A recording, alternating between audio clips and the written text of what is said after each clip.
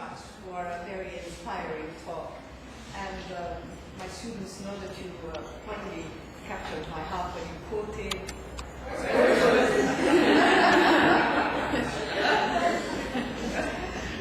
Okay, all right, we have hands up, all right, okay. Dania, go ahead. Actually, it's not a question, it's more of a comment, actually.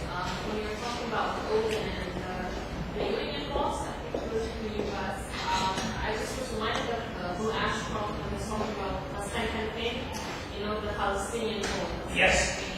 And you know, he was assassinated, and Ashcroft was talking about how, like, everyday people's resistance and how words can be powerful, and it's just interesting that Odin and the union both thought that words are ineffective because we have a lot of examples of artists throughout history who were assassinated, and Negali and Makuza took his life, so I'm not surprised. I mean, this is his own opinion, but it's interesting that he doesn't think that poetry can be effective. In reality, I think he personally can.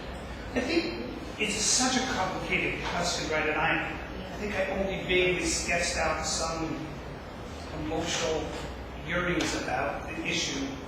But what I would say probably that he might say is it's not that poets can't be effective as citizens and as activists and people with great courage who risk their lives, but their poems themselves may be something different. Like if you look at Al-Adamiyah, I found it so fascinating that here's a person sentenced to life in prison for a poem that fairly obliquely criticizes the Qatari Emir. Life in prison. But if you looked in the thousands of news stories about this, it was difficult to find a poem.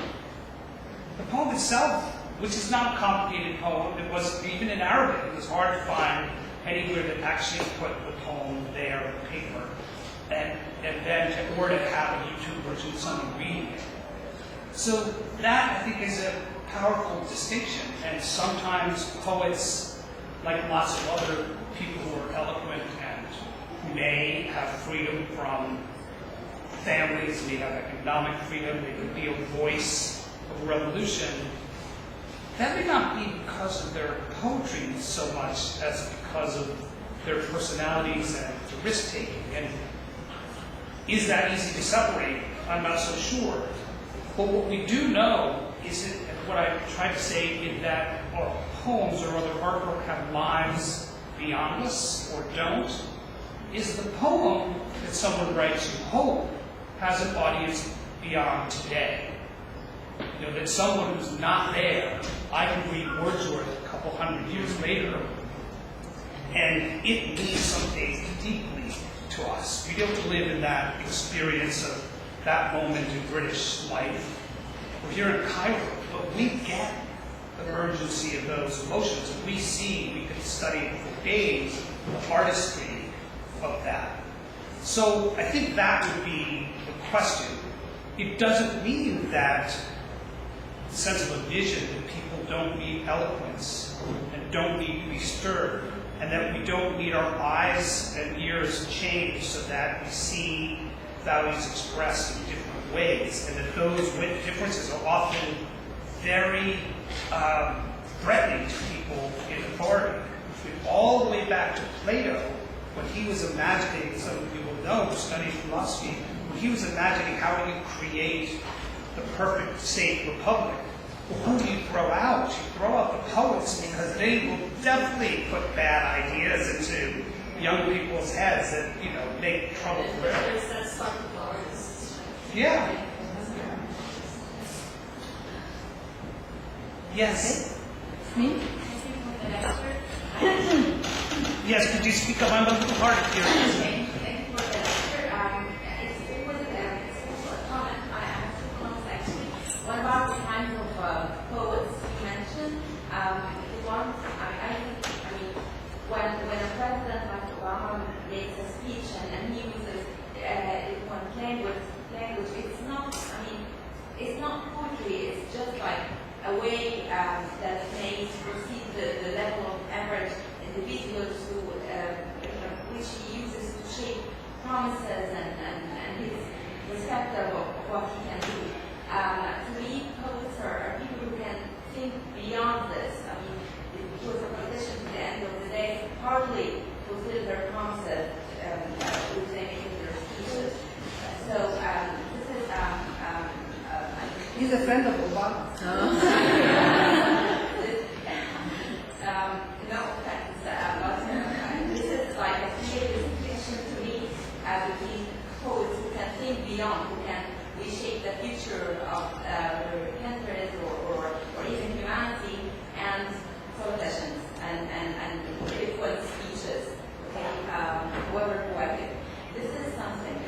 The other thing which struck me as interesting in your lecture is when you said that American citizens think of democracy, it's like an individualistic choice when you go out and vote on something, because during each or at least I don't know if this is shared or it was just myself, we always think of the future. I mean, I don't just like get my vote for example, my future for myself, but for our children and grandchildren. Yes. So this is there a difference between your view of democracy and our view? So it's just like subjective choice. Some people think that way, some people think others. I don't know.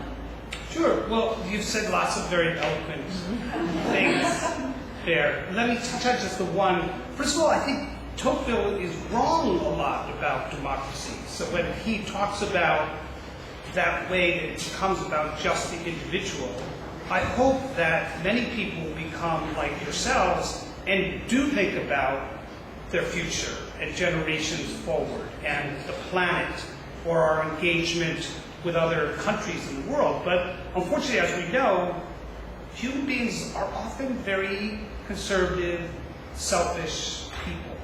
And something has to break us out of that, to reach out beyond our family and tribe to not only our neighbors, but even, as you say, to the future. And that can be very hard to do. We see it even in America's relations, certainly with the rest of the world. We think of ourselves as individuals, but big fat individuals with, leaving huge, crushing footprints all over.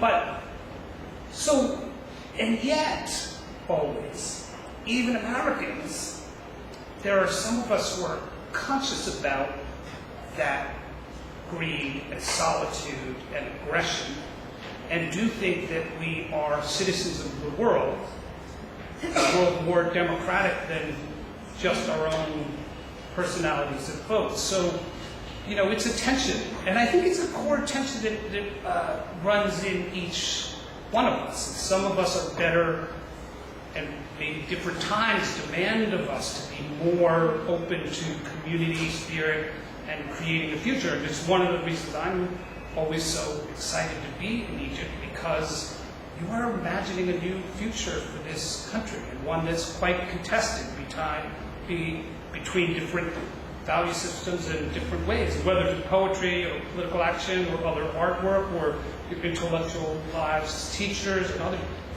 You will have to give that vision to a new generation. We have to put it one in the lifetime, so we have to think about everybody. Okay? Yes. Marianne? You were talking about the people, the readers of poetry. And I'm always interested in that poetry now is not as interesting, people are not really interested to go into poetry, and there are other vessels to communicate what is happening. So in your opinion, what is happening? What do people want now as a vessel or as a way to know about what's happening? Because poets, I feel, is it people's mentality is changing, or is it the role of the poets to change what they are writing and to try to reach what the people want? Will they be like giving out or sacrificing? How about you ask me a very easy question instead? No, I think these are such powerful questions. I mean, this question right, of what do people want and how does poetry engage in that, I think much art that's good doesn't ask the question of what do people want. And it doesn't also ask the competing and very arrogant question of what do people need either, because that can be even more dangerous and authoritarian of an artist's belief. What do people need, and I will find voice for it and tell them. But what I do think can happen is in the urgency of our needs and wants as a culture, certainly as a consumer culture, a technological culture that moves so fast, what I think art, and this is what I meant sometimes about stepping outside of history, is that art can provide a separation from those immediate thoughts for people to think somewhat differently. And by that very nature, if that's what you're trying to do, it means you're not trying to speak to everyone like a pop song. Your role is not to get everyone at every moment to listen. And I think it's a reason why I didn't talk about this. It's a whole other kind of lecture. When are the moments that poetry does stop and get people to listen? It's in these moments often of lament, right? When someone has died, or there's been a sadness, or there's been a celebration, but that in moments of dramatic emotional upheaval, poetry and art are there to console people or connect them to others in the past, or if you need that solitary and returning inward, you can go to something you read or look at. And so while that isn't addressing the urgency of what do people need as a culture overall, it may address it one by one and at different and unexpected times. I think, but that's a pretty high hope for poetry to even do that. Hey. One question. Just a couple of comments. First of all, thank you very much. This is very inspiring and thought-provoking on so many levels. I teach at AUC, and I wish my students at AUC were here to listen to this wonderful talk, because we are struggling, I am struggling at AUC to precisely make this point. That is, especially in our time now, where people try or believe that it is something like political science that can make sense of the moment. And my friend names out. Yes. And I always respond by saying, no, it's good. After all, it was, I'll share with you just very quickly 3 moments in the revolution about poetry. The first one is actually on the 25th of January. Yes. My first time, I had missed the Tunisia slogan. I just missed it. I was aware of what's happening in Tunisia, but the slogan that really started, first time I heard it, Shah, you will start the Nizam, people demand the downfall of the regime. That's from a poem by Shah, Tunisia, long time ago. And that was the poem that got recoined in Tunisia and rewritten. And I remember when I figured out in Tahrir what people were chanting, because I could figure out the first 2 words, which already were very powerful, because the word yurid is classical Arabic, and it's demand, and it was very powerful. And when I figured it out, and I figured that this is the poem that I know, I had goosebumps all over my body, and I said, this is the moment. I've been on Tahrir, I've been on the streets, but no, this is different, because it is a poem that inspires and reflects the sentiment. The second movement is, I think, I was very touched by what you said about women. It's 10 months later, and I go with friends of mine in solidarity with a family of someone who was tortured to death in prison, not even in prison. Young man was tortured. We went to the morgue because his family insisted on an autopsy. And it was very emotional, very difficult, very powerful, and very sad.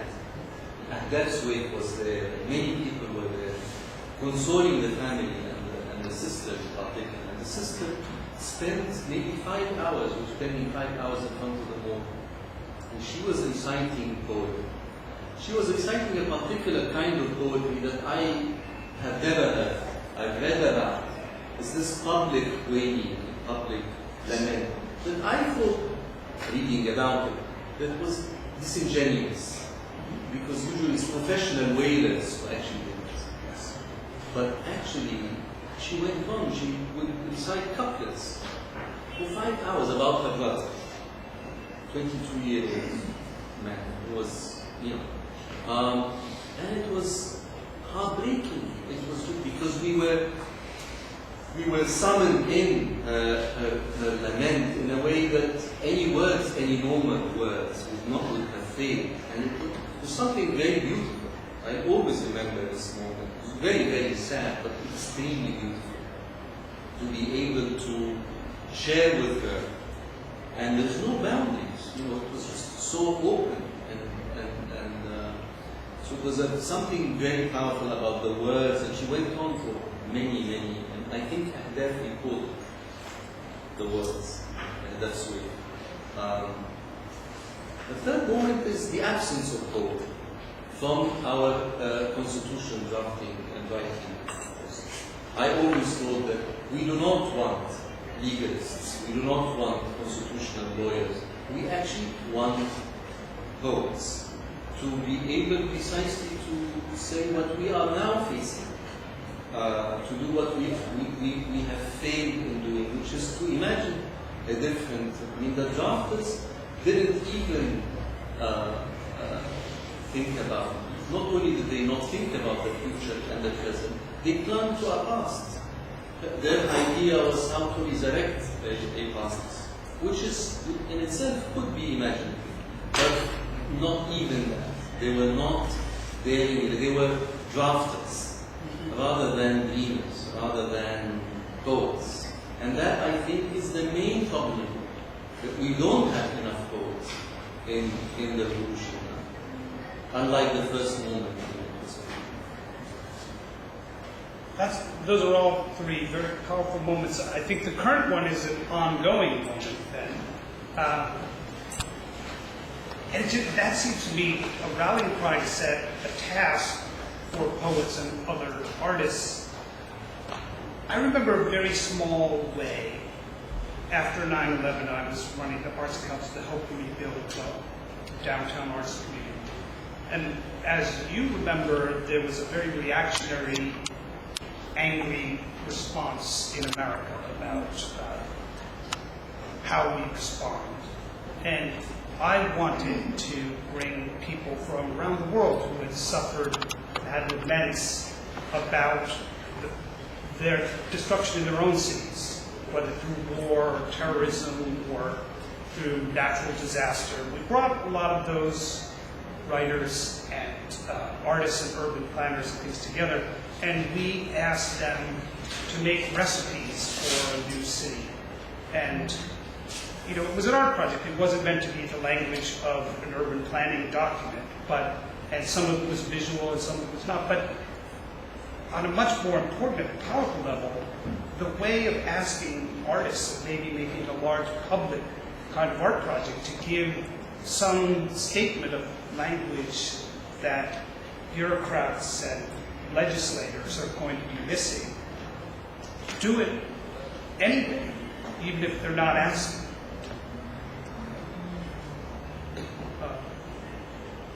Yes. Okay. Before we proceed, just let me tell Khalid one good piece of news. Thanks to Noha, this talk is going to be on YouTube on our department website. So we'll share it with you, and you can have your students watch the talk. Okay? First, I would like to thank you for the wonderful talk. Thank you so much. And then I would like to say how much I pity poets. Because I think that the heavy burden lays on the poet, and his greatest predicament is whether to let his imaginative powers roam freely and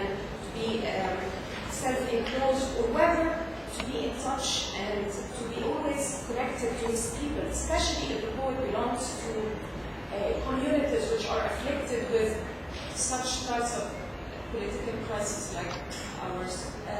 And I believe, like what you said, that love poems can be transformed into political emergencies. I think the poet, with his sensitivity and his ability to connect and to be in touch with people around him, their sufferings and so on, he can, with his poetic touch, express issues which can heavily still touch on people, but with his own style, so that poetry wouldn't lose its distinctiveness, its touch.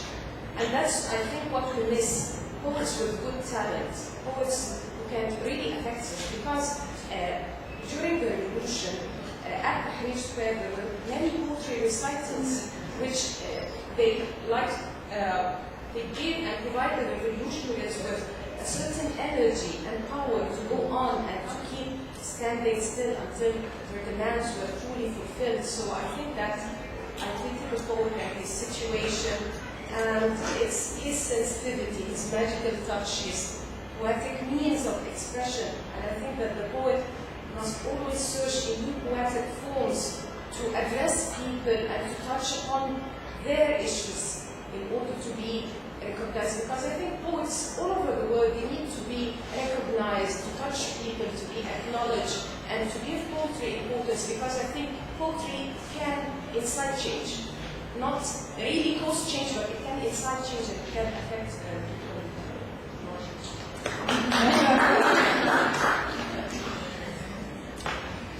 Someone else? Questions? Walid?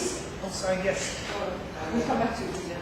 Tom, I've been thinking as you were talking about poetry and politics of the third P, power. Yes. Because, and the thought that came to my mind is that there's so much poetry about politics, but no politics about poetry. And where does that put poetry and politics on the power map? I mean, it seems to me that the power that reflects is, the party that reflects the more powerful party, and therefore poetry is in relation to politics. But also another question, now often poetry is seen by a lot of people, it has this notoriety about it, that it's self-enclosed, it's sophisticated, poetry is not accessible, poetry uses language that's not for everyday use, it's not for every reader. But yet, and this is what Khaled has said, and this is what Samantha said, the most immediate artistic production, at least in relation to literature, has been poetry. It's taken a long time to elapse for a novel to be written or a memoir to be written. So much poetry, and people, the slogan comes out of a classical poem, but also there were so many readings on the square, poetry readings, and people, I remember the first form of artistic production used on the square was Nigma, Sheikh Imam. People went back to this activist era from the 60s and they used that poetry. Why then the notoriety? If it's so immediate and accessible, if that's how people express themselves, how do you explain that infamous notoriety? About poetry being an inaccessible form of production. Well, it's a very complicated question, but I think two things. One, what I tried to contrast in some ways were habits of writing and audience expectation in America right now, different from, say, here. There are not people, to use your eloquent way of describing it, taking sustenance from a need for poetry when you are at an urgent effort and you need food and sustenance and comfort because, there are times we have a private lament, but the United States is not going right now through cultural emergency, right? And so we're all too well fed in some way. We have the surfeit of too much, and people who are spending the energy of their lives and bodies or thinking so immensely about the future. They need a different, people need a different kind of sustenance. There are many artists and writers. Milan Kundera wrote about writing in communist Eastern Europe at the time. Many writers who believe it's only in those kinds of moments that real art happens, because there's so much at stake. And so a kind of academic approach where you can write about whatever you want and not worry about providing sustenance might make art get dry and irrelevant to a culture. But every culture has, and that's what I meant about talking even about Frank O'Hara, there are private emergencies. We all have, and it is the job of poets to break open complacencies of it, but it may not be the same intensity as a moment of larger cultural emergency. I'll never forget something that infuriated me in New York after 9/11. Artist after artist that I met said, "Oh my God, this is so shocking. How can I write poetry now? How can I make art in the face of this kind of devastation and meaninglessness?" I was so angry because, first of all, tragedies happen all the time across the globe. People are suffering and experiencing war, and people are being sexually abused in their own homes, people are discriminated against, people are dying of starvation, people are experiencing floods and earthquakes. And, the human condition is full of pain, and art always happens even within it. And so there's something very weird and indulgent to say that because of the tragedy that we suddenly faced, the meaning of being an artist is called into question. It was a kind of cheap version of the German critic Adorno's claim of how does one write poetry after the Holocaust, to say the unspeakable has happened, so how do you speak? Again, I think that's the wrong question, because first of all, artists won't shut up, and people don't stop making things and creating things and having need, whatever the circumstance. But it's a very indulgent and immature kind of cultural claim to question the need for art in tragedy. It's exactly when we need it. And it may be past art. I mean, one of the things, obviously, that happened in a lot of these poetry readings to hear was that they were also older poems. And as Holly just said so brilliantly, even just the words in poems that harken back to a past that we feel physically in our bodies when we remember something that came from our childhoods or that we read in college, or even reading Wordsworth now. You suddenly think, oh, I remember the first time I read that or heard that or something. And poetry has that power, even if we steal from it or modify it or adopt it for current use. You still have specific words or other things that resonance that you don't even need to talk about with your audience. Everybody just feels it. So that's not necessarily an answer to this question, but I do think that it's an exciting time for poetry when there is a clear public need for sustenance in an emergency. And poets should be aware of a responsibility to help feed, help nourish people. Yes, I'm sorry for going on so long. First, let me say thank you so much for this amazing lecture in our great format. I have 8 questions. The first one is, do you think the tribal mentality or the kind of oppression that is imposed in some communities can disrupt the opinion or the complete budget of poetry, or reflect the shadows of history? Or maybe the poet loses his spark, he's not able to write. Second question is, from my point of view, I regard poetry as a weapon against powerless people who are not able to give voice.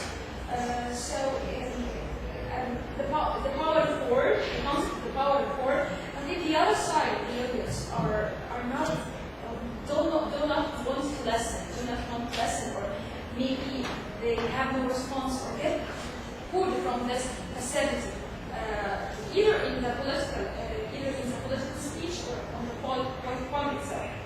The third question is, I feel it's kindly personal for you, but as a poet and a friend of the poet, do you follow the poet conscious or the diplomatic conscious?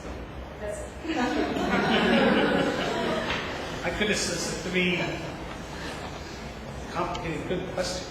Let me take the first, which, and tell me if I'm right in rephrasing this. The tribal mentality or the kind of oppression that's imposed in some societies and distracted that poet from writing. Yeah. So in some sense, it's about, let me rephrase it and tell me if this is right. In some sense, if you were in a small, traditional community of any kind, does that make it hard for an artist to have an individual voice? Is that somewhat? Somewhat, certain extent, You know, I think of this even domestically, right? I mean, I was just rereading Virginia Woolf's famous essay, A Room of One's Own. And what she powerfully talks about, so many people think of what she meant was women needed, in a certain sense, money and time and a physical space to have a room to write in.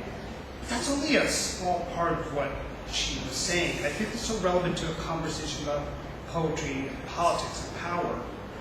What she gave eloquent voice to is that what so often male writers have written about, big personalities, dramatic events, we're missing such powerful, important, subtle distinctions and issues in human life and experience. And that those were issues that women had a whole room of territory to go to because the men don't understand it and have dismissed it.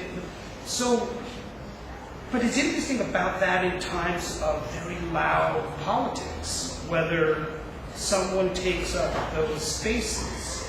And what I think about is that what happens often in small communities is that art always happens. Art is not a function of the city.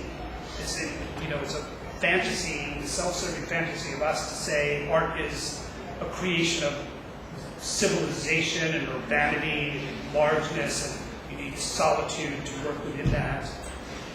Art can even happen in the spaces that are not taken up when everybody thinks they are in small communities. I'll give an example.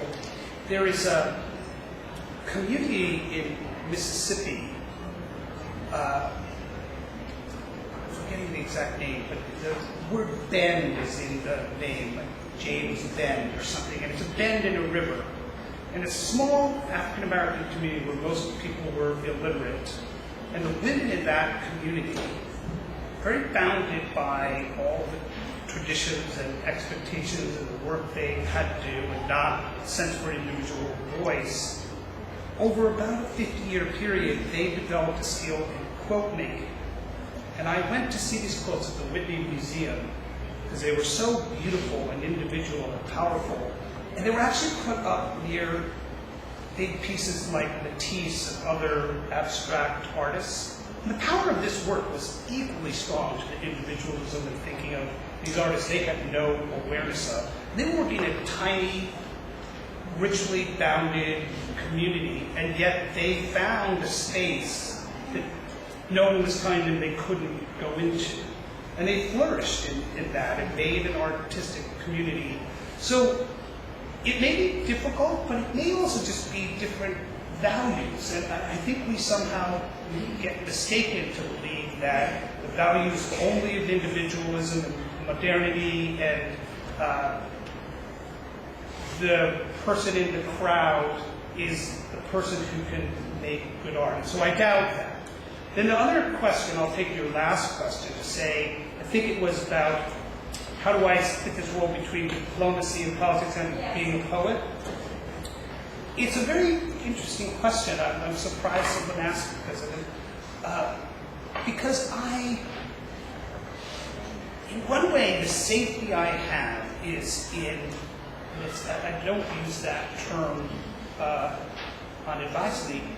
Every writer takes a risk, right? If you're going to write something you feel is urgent and truthful, that truth may annoy or be difficult to other people or may cast a light on your own beliefs or behaviors or aspirations that are not what other people share.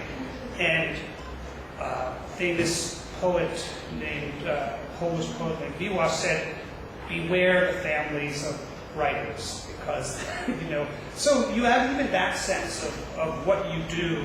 Are you going to be honest about the feelings you have? And it's a struggle any artist has. And if you are a somewhat public figure, people who might not ever read your poetry do so, you can have some anxiety about it. So many artists choose to step away from places where they have a consequence, or others take the consequence into their own lives and go to prison. And I can't say I've found a satisfactory answer to it. Certainly nothing in my own work has put my life in any kind of danger. I'm a very privileged, comfortable person. But it has made me uncomfortable, and it has always made me wonder. I think all of us have to be aware of this in our lives.